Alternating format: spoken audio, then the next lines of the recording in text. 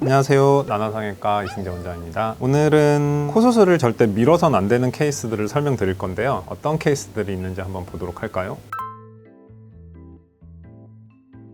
약간 기능적인 부분이랑 연결이 되어 있는 것 같아요. 알레르기 비염이 있으시거나 코막힘이 이제 좀 심하신 분들은 얼굴에 변형이 올 수 있기 때문에 기능적이든 미용적이든 코 수술에 대한 생각을 좀 해보시는 게 좋을 것 같습니다.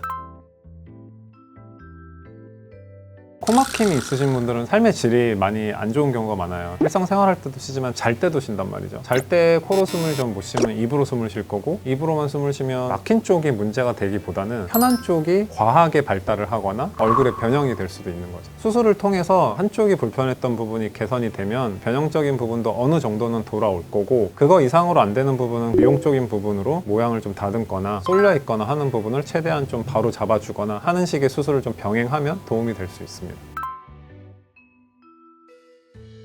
저는 이거는 확실하게 후자, 수술을 하다 보면 가지고 있는 구조적인 한계성을 이겨내기가 좀 많이 어려운 경우가 많아요. 예를 들어서 우리가 어렸을 때 콧뼈를 부러지거나 해서 다쳤다. 그 상태에서 오랜 시간이 지나면 지날수록 변형이 더 많이 돼요. 그런 면에서는 이제 어린 친구가 좀 더 낫기는 한데, 그래도 그 구조를 이겨내는 부분에 대해서 제한적이기 때문에 변형이 많이 안 된 중년분이 훨씬 더 수술의 효과는 더 좋다고 생각합니다. 비염 수술을 할 때 보통은 코 내부 숨 쉬는 길 쪽으로만 접근을 해서 많이 수술을 하게 되는데, 완전히 일반적인 개방형 코 수술 하듯이 열어서도 수술을 하는 게 더 효과적인 경우도 있거든요. 비염 수술을 하기 위해서 코를 열었고 열면서 모양을 조금 다듬는 식으로 다시 맞춰주면서 진행을 하면 비염 수술을 통해서 이런 미적인 개선도 얻을 수 있는 거죠. 휘어있는 코 때문에 비염의 원인이 되기도 하고, 그러다 보면 얼굴에 전체적인 변형도 생길 수 있거든요. 그런 분들은 코나 코 내부 구조가 어느 정도 바로 잡아지면 또 어느 정도 교정이 되는 경우가 있어서 코 수술을 통해서 좀 개선을 하면 기능적인 부분, 미적인 부분을 다 동시에 잡을 수 있지 않을까 싶습니다.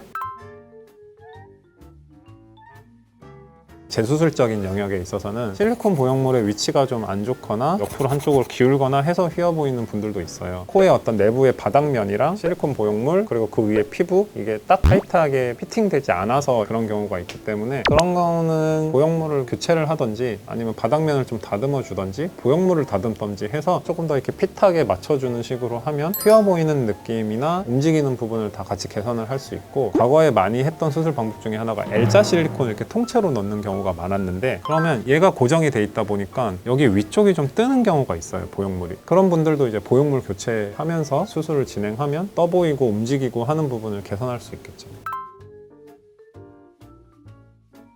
코 수술을 통해서 교정할 수 있는 부분의 한계성도 분명히 있거든요. 좌우뼈나 이마 눈썹뼈나 이런 부분이 비대칭이 엄청 심한 경우가 많고, 원래 그냥 축이 안 맞는 분들도 있거든요. 그리고 수술 전에는 내가 코 휜 거 잘 모르고 지냈고, 축이 안 맞고 기울어진 거 잘 몰랐는데, 얘가 이제 높아지고 모양이 딱 잡히다 보니까 그런 부분이 더 눈에 띄면서 오히려 빼거나 원래대로 돌리는 수술을 생각하시는 분들도 간혹가다 계시거든요. 원래 갖고 있는 구조적인 한계 때문에 휘어 보이는 분들이나 좌우 비대칭이 심한 분들은 아무래도 조금 한계가 있긴 합니다.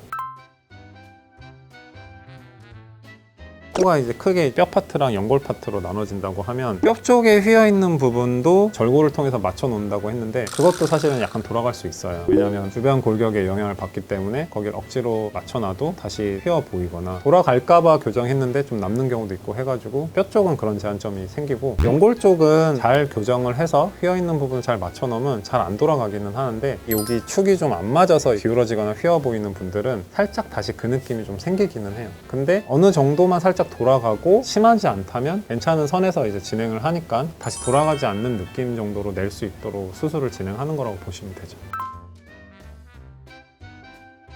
그 부분을 잘 캐치해서 수술을 하려면 어느 정도 경험이 필요할 거고, 뼈 부분, 연골 부분, 코의 전반적인 부분을 다 다룰 수 있어야 되기 때문에 충분한 경험이 있는 의사분과 상담을 하고 수술을 진행하시는 게 좋습니다. 오늘은 코 수술을 미루면 안 되는 케이스들에 대해서 알아봤는데, 어떤 상태일 때 코 수술을 하는 게 도움이 된다, 약간 이런 정도로 생각을 해주시면 될 것 같아요. 오늘 내용 도움이 되셨다면 구독과 좋아요 부탁드립니다.